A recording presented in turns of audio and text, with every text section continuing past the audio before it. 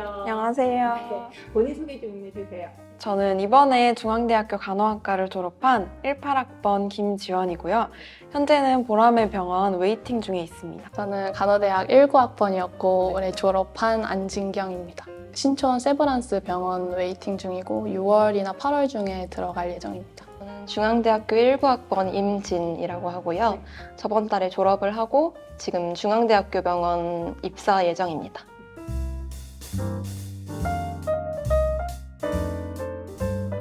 제 MBTI는 제가 이번에 했을 때 ESFP라고 나왔는데 병원 면접 질문을 받았을 때도 자기 MBTI를 말하고 이제 간호 업무랑 어떻게 연관이 될지 물어보시더라고요. 아무래도 그러니까 환자들을 많이 대하는 직업이니까 좀 외향적인 분들을 많이 찾는 것 같았어요. 그러니까 면접 질문 자체가 외향적인지 그다음에 뭐 감정에 공감을 하는지 이런 쪽으로 다들 어필을 좀 많이 하시더라고요. 저는 INTJ이고 과학자형이라고 하는데 그 ISFJ가 또 간호사형으로 유명하더라고요. 저는 완전 반대 비추천 직업에 있는 과학자형이어서 걱정을 많이 했었는데 또 막상 제 성격이 또 장점이 되는 부분들도 있어서 내가 로봇인가 하는 친구들이 있다면 너무 걱정 안 해도 될 것 같아요. 제 MBTI는 ENFP고요. ENFP가 P 중에 P라고 무계획 중에 무계획이라고 많이들 얘기를 해요.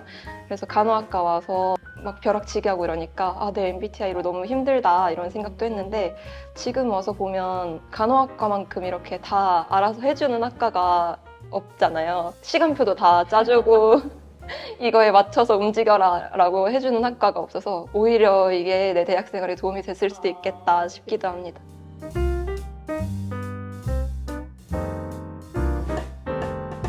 아무래도 혼자 공부를 하면 계획을 잘 못 지키는 편이기도 하고 그런 친구들이 주변에 또 많아요. 그래서 우리는 혼자선 안 된다. 다 모여라 해가지고 심지어 다 모여라 해도 그냥 몇 시에 만나자 하면 안 만나니까 스터디 카페나 독서실 같은 데를 한 달권을 끊어놓고 이때까지 모이자 해서 돈 아까운 줄 알고 모이자 해서 친구들하고 모여서 같이 공부를 했습니다. 혼자 공부를 하자는 주의긴 한데 이게 아무래도 너무 처질 때가 있거든요. 그 비대면으로 화상캠을 켜놓고 같이 공부를 했어요. 그러면 중간중간에 그러니까 물어보고 싶은 것도 채팅으로 물어보고 거의 한 두세 명씩 같이 했어요. 서로 공부 방향이 있으니까 뭐 같은 과목을 공부하진 않아도 어쨌든 4년간 배운 지식이 있기 때문에 다들 답변은 잘 해줬던 것 같아요. 제가 궁금한 게 있으면.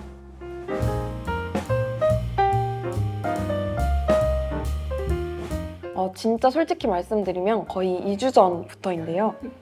그러니까 너무 짧기는 한데 이게 사람마다 기본적인 베이스가 다르기 때문에 참고용으로만 들어주시면 좋을 것 같아요. 다른 병원 면접 준비들을 하면서 기본적인 간호 지식들을 지속적으로 공부해 왔던 상태였고 그게 있어서 2주간 공부를 하고 합격이 가능했던 것 같아요. 저는 딱 크리스마스까지 놀고 그때부터 시작을 했습니다. 3주, 4주 이렇게 했는데 저는 서울대 필기도 준비했고 또 아산병원 면접을 준비하다 보면 성인 과목이나 뭐 여성, 아동 이런 거는 자연적으로 공부를 하게 되더라고요. 그런 기본적인 건 있었고 추가적으로 뭐 지역사회 간호나 간호 관리나 법규 이런 거는 좀 여유를 두고 천천히 공부를 하고 싶어서 그래도 3, 4주는 필요하지 않을까. 꼭 이번에 계획을 세워서 해보자 하고 12월 초부터 계획을 짜기 시작해서 한 달 반은 해야 되지 않겠냐 하고 미루다가 12월 말부터 3, 4주 정도 했던 것 같아요. 보통 친구들 보면 짧으면 2주, 길면 한 달 반 정도 준비를 하는 거예요. 지역사회 간호학이나 간호관리학 같은 경우는 너무 내용이 많아서 그러니까 일단 요약집으로 나오는 부분만 공부를 하고 답인도 문제집으로 한 번 더 했던 것 같아요. 그리고 만약에 개념이 부족하다 싶으면 교수님이 올려주신 그 부분 개념 강의를 좀 더 들었어요. 유튜브에 나와 있는 거. 네. 감사합니다. 대부분 학생들이 힘들어하는 게 특히 4학년 되면 나이가 들어서 암기가 안 돼요 이런 얘기들이 많아요. 암기 비법 있으실까요? 근데 저도 동기들이랑 매번 그 얘기는 했었어요. 왜냐면 성인 간호학 양이 너무 방대해서 뒤에 부분을 공부를 할 때 앞에 부분을 또 잊어버리고 했어가지고 저희는 항상 그 이제 앞 글자를 따서 외웠거든요.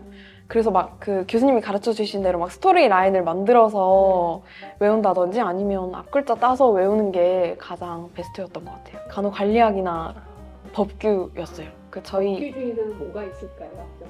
그 교수님이 가르쳐 주신 뭐 세장콜 A 장파 뭐 이런 거라던가 뭐 백세 한성수 씨 막 이런 그 스토리 라인 만들어가지고 실제로 막 이제 고사장 갔을 때 동기들이랑 택시 타고 갔는데 그때 뭐였지? 백세 한성수 씨였나? 막 이렇게 동기들끼리 막 리마인드 했던 기억이 있어요. 법규는 정말 외우는 것밖에 답이 없더라고요. 달달달 외우는 게 답인데 나머지 과목들은 좀 그림을 그리면서 외우는 게 좋을 것 같아요. 예를 들어서 성인 같은 거는 이제 심장에서 협착일 때 뭐 이렇게 뭐가 폐부종이고 이런 걸 하나하나 이렇게 연결해서 외우면은 너무 힘들기 때문에 그러니까 그림을 생각하고 이럴 때는 당연히 역류일 수밖에 없구나 이렇게 당연히 폐부종이 올 수밖에 없구나 이렇게 생각을 하면서 이해하면서 외우면은 시험 볼 때 까먹어도 다시 그 그림을 떠올리면서 할 수 있고 그다음에 지사관이나 관리도 무조건 외워야 될 것처럼 보이지만 표 같은 거나 아니면 관계도 같은 거를 머릿속에 넣어놓으면은 약간 글자가 머릿속에 쓱딱딱 떠오르기 때문에 네, 그런 식으로 사진 찍듯이 그림으로 외우는 게 좋을 것 같아요.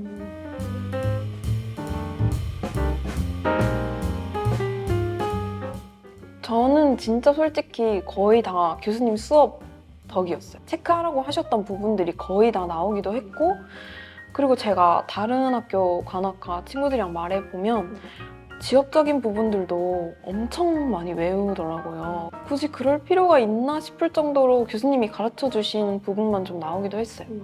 그리고 법규에서 모르는 문제가 딱 하나 있었는데 감으로 풀었던 것 같아요. 그러니까 어쨌든 이거겠지 싶은 거? 아니면 거의 다 속어법으로 풀었어요.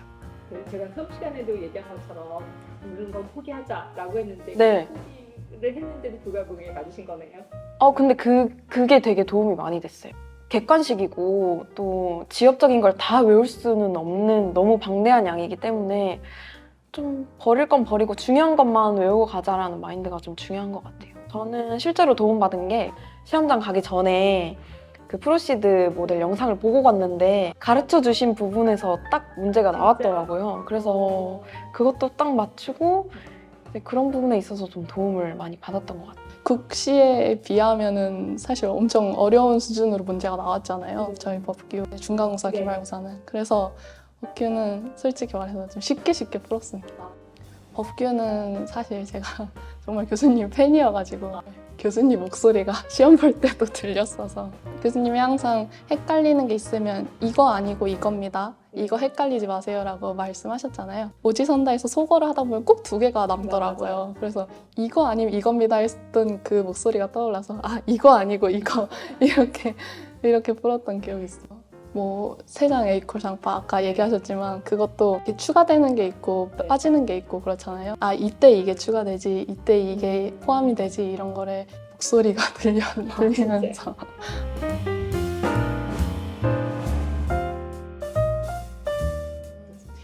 1학년 때는 정말 저처럼 학점은 막 못 챙기더라도 수업을 정말 재밌게 듣고 아 이런 일들도 있네 나 또 나중에 해봐야지 하는 거를 1학년 때 생각했으면 좋겠고 2학년 때는 간호대학에서 주최하는 대회도 많이 나가보고 뭐 알바도 여기저기 해보고 하면서 그런 실무적인 경험을 많이 쌓았으면 좋겠고 그다음에 3학년, 4학년은 정말 집중해서 공부하고 실습도 열심히 나가고 하는 게 중요할 것 같습니다.